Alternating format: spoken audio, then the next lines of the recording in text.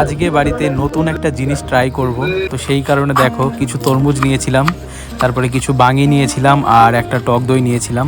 আসলে এইগুলোকে এরকমভাবে কেটে আইসক্রিম তৈরি করব, দেখা যাক কীরকম হয়। তোমরা কন্টিনিউ ভিডিওটা দেখতে থাকো, আশা করি তোমাদের ভালো লাগবে। তরমুজ কাটা কমপ্লিট হয়ে গেছে, এরপরে বাঙিগুলো কাটা হচ্ছে। এই যে দেখো একদম ছোট ছোট করে কাটা হচ্ছে যাতে একদম মিক্সচারে সুন্দর করে মিক্স হতে পারে। তো এখানে দেখো সব কিছু কাটা হয়ে গেছে। তো প্রথমে তরমুজ দেওয়ার পরে কিছুটা পরিমাণে বাঙি দেওয়া হলো, তারপর একটা কলা ছিল তো সেটাও কাটছিলাম, কেটে মানে ছোট ছোট টুকরো করা হচ্ছিল যাতে আর কি সমান মতন স্লাইস হয়। তো দেখো কলাটাকেও দিয়ে দিয়েছে, তারপরে একটু বেল ছিল তো বেলটাকেও দিয়ে দিল, জানি না কীরকম হবে। তারপরে লাস্টে টক দই দেওয়া হচ্ছিল, তারপরে পরিমাণ মতন চিনি দিয়ে দিয়েছে। এই যে দেখো, তারপরে এটাকে ভালো করে মিক্স করে নিয়েছিলাম।